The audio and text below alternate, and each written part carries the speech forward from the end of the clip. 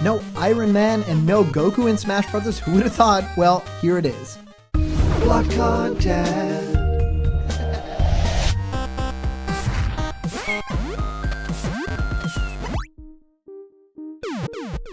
What's happening, my Block buddies, and welcome to a brand new episode of Blocked Content's Leak Speak. My name is Callum, and this is going to be your content for today. Some really interesting developments, and also some very, very good news for Super Smash Bros. Ultimate and Smash Ultimate's creator, Masahiro Sakurai, because we actually got some awards right now. The Tokyo Game Show is underway as we speak. Some great news coming out of it, actually some gameplay footage of Death Stranding, and a lot more information. Also, some new footage from Kakarot, the new Dragon Ball game as well. And if we're talking Goku, if we're talking Kakarot, then we have some information regarding Smash Brothers in this video. And yes, Sakurai talked about that character very, very specifically. So for those of you guys who like giveaways, we're giving away 2 items, this beautiful Piranha Plant plushie at 50k, and this awesome What's Happening My Block Buddies t-shirt at 40k. So please subscribe to Block Content, comment down below to enter for the giveaway, and let's get into the news. So I really first want to talk about Nintendo and Smash Brothers, and then Sakurai getting these awards. This is really, really amazing. Actually, Yahoo News talks about this too from AFP Relax News, and they basically said, Super Smash Bros. Ultimate unites multiple game characters from famous franchises in an atypical fighting game. Nintendo Switch multiplayer action game Super Smash Bros. Ultimate, the franchise's 5th entry, collected 5 awards from the 2019 Japan Game Awards, held on the occasion of the Tokyo Game Show. The critical and commercial impact of Super Smash Bros. Ultimate, both domestically and worldwide, was recognized through 5 accolades at the 2019 Japan Game Awards. It won the ceremony's Grand Award on top of the Global Award for a Japanese product, the Best Sales Award, the Ministry of Economy, Trade and Industry Award, and one of 11 Excellence Awards. There were no other multiple winners. Red Dead Redemption 2 won the Global Award, Foreign Product, while Nintendo's line of cardboard self-assembly virtual reality kits for the Switch console, Nintendo Labo, won the Special Prize. Also in VR, the PlayStation 4 game Astrobot Rescue Mission won the Game Designers Award. Winning an excellent award alongside Super Smash Bros. U were Apex Legends, Detroit Become Human, Devil May Cry 5, Dragon Quest Builders 2, Judgment, Kingdom Hearts 3, Marvel's Spider-Man, Megado 72, the Resident Evil 2 remake, and Sekiro: Shadows Die Twice. Monster Hunter World, for which the Iceborne expansion pack was released during Tokyo Game Show week, achieved a double win in 2018, as did Dragon Quest XI and Call of Duty World War II. Now, this is really incredible news. Sakurai getting to nab all these awards, and of course, our boy really deserves it, having slaved away at this game for so many years, and of course now with a DLC, and now that we know that there is more DLC coming after this Fighter's Pass, there is no end in sight for the man. He did some really, really sweet words when he received his award. He was talking about how this was basically his last wish fulfillment, his last mission for the late Satoru Iwata, and I think that that was just a really special something. And he really didn't want to take the mood down for anyone, but he really felt like he had to say it, and I think that it's really good on him. I think that Satoru Iwata, for a lot of people at Nintendo, was the ultimate mentor, right? Even being a game developer himself, doing sprite work, doing stuff like programming, and basically being the father of Nintendo next to Shigeru Miyamoto, which is incredible, and I really feel like you can feel it in Sakurai's work, right?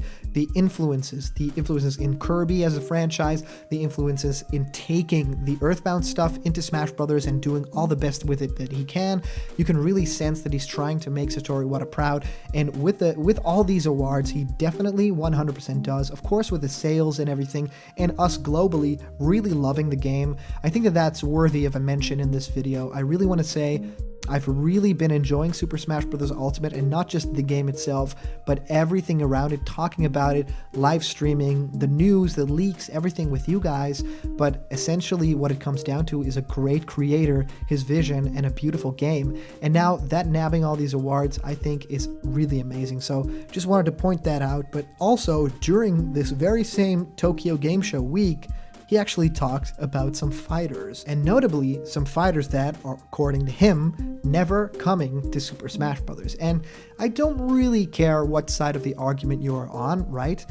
If you really want characters from TV shows, movies, anime in Smash Bros., or if you really prefer them not to and really want this to be gaming's ultimate crossover, right? But anyway, the news comes, as always, translated by Push Dustin at Push Dustin on Twitter. He says, I get all these kinds of requests from abroad, like, where's my beloved Iron Man, or where's my beloved Goku?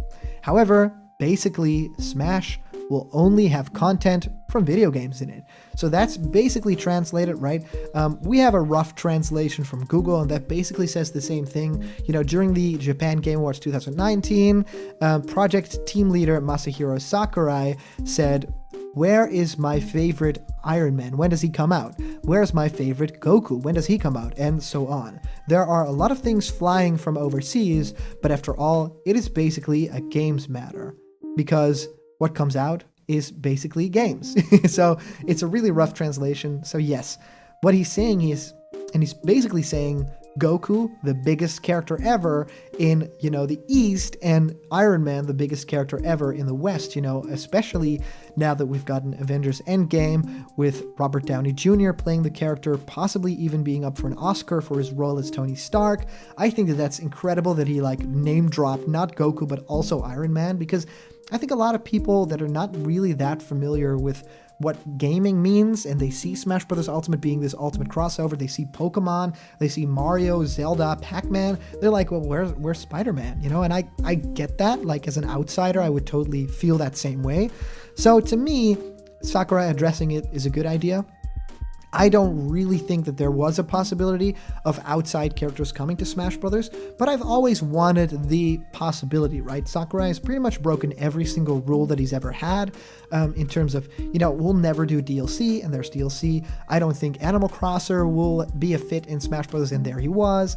You know, from other characters, Pac-Man, I couldn't see him work in, you know, and all sorts of other things that he said, you know, Smash Brawl will be my last Smash game ever. Of course, now, famously, we're two games on down the road.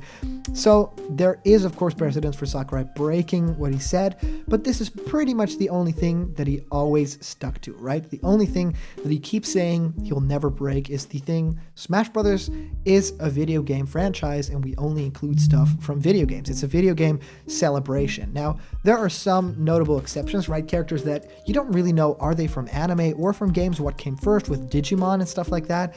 But I feel like it's pretty ironclad with a character like Goku, who very clearly originated from the manga, and then, of course, the anime, and then Iron Man, of course, with the comic books, then the movies, the TV shows, that they will never, ever come to Super Smash Bros. Now, a lot of you guys out there really want Goku in Smash Bros. I can see it in the comments, and if I share that, if I don't share that same opinion, it doesn't really matter, but I feel like there is an idea where Goku could work, right? I mean, all these Smash fan games, all these games where Goku is basically in a Smash Brothers type game, that's super interesting to me. So I think that the character could have worked in an alternate universe where the characters were allowed in Smash Brothers, but it's not happening this time. As for Iron Man, of course, that character could probably work too. We can see it in Marvel vs. Capcom, crazy moveset and stuff like that. But of course, that character really, more than Goku, really doesn't feel like it belongs among all those characters. Even though I would love to see Samus and Iron Man go at it. I mean, even just talking about Goku and Iron Man in Smash kind of feels off now, now that we know what the next characters are in the Fighters Pass, and that Sakurai has basically set this. So it's just basically setting the record straight, right? Basically saying, this is where I stand right now, and I'm not going to budge on it anytime soon. He says basically, right? Basically. So there's not that much room in there for a potential, right? So if you want more information on stuff like Goku in Smash Brothers, I will have a post up very, very soon, a video where I talk about the lost Super Smash Brothers fan game that I actually created more than 10 years ago now, maybe, something like that.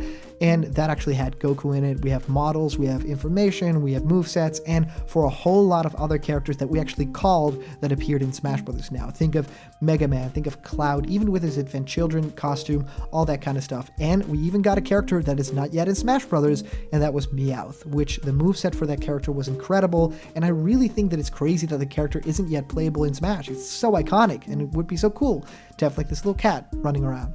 Anyway, guys, I really think that this is good of Sakurai to go out and say it again, especially how crazy all the new content has gotten in the game, with Banjo coming in, with content from Microsoft, of course. That's pretty crazy.